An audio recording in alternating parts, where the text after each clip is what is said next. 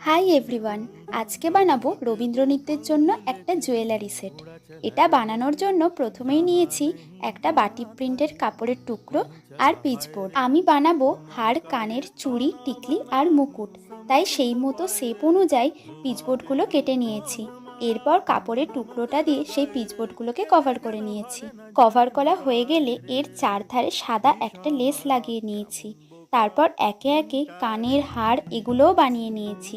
এই কাজে মাও আমাকে কিছুটা হেল্প করেছে। তারপর হাড়ে টার্সেল অ্যাটাচ করার পর পুরো সেটটায় গ্লুগান দিয়ে কড়ি লাগিয়ে নিয়েছি।